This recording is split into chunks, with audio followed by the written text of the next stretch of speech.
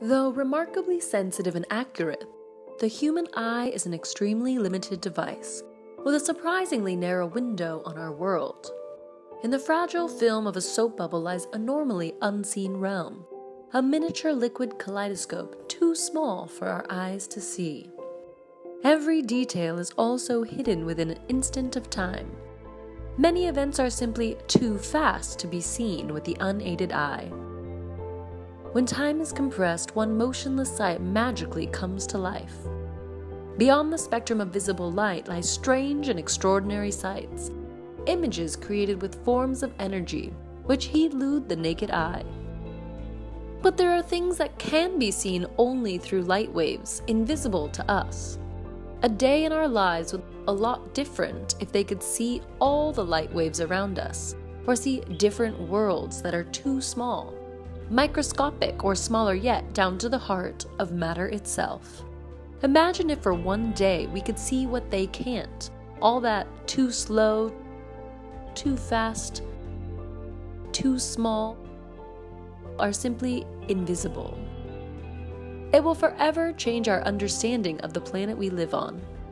Normally, we see light waves that bounce off objects. They beam into our eyes and onto our retina at the back of our eye, where an upside down and backward image appears. It turns into electrical impulses that race to the brain, which allows us to see what we need to survive. But there's a lot we miss. We only see the rainbow of light waves called visible light. But that's just a fraction of the millions of wavelengths in the vast electromagnetic spectrum.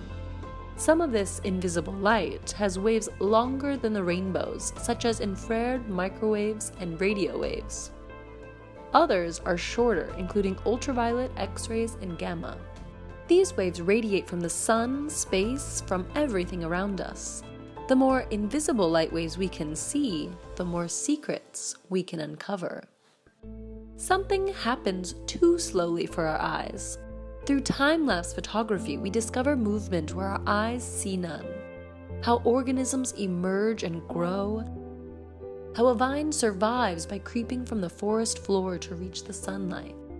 Flowers open their own catching blossom, and even living things decompose. Time-lapse shows that they're constantly on the move. On a grander scale, time-lapse allows us to see our planet in motion.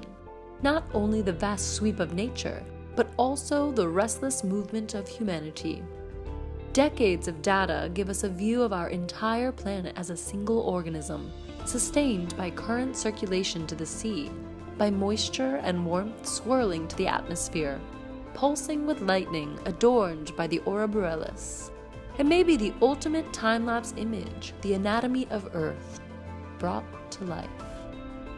At the other extreme of time, there are things that happen too fast for our eyes.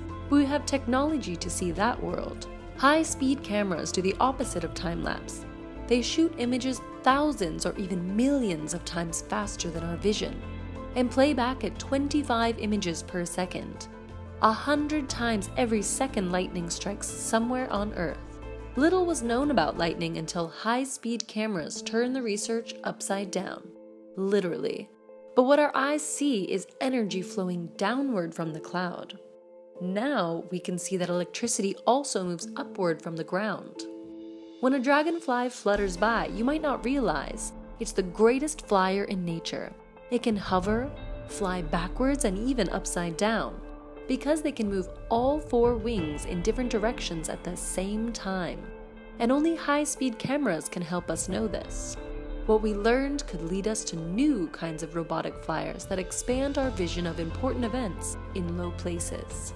How many secrets remain to be discovered in the super-fast world of nature?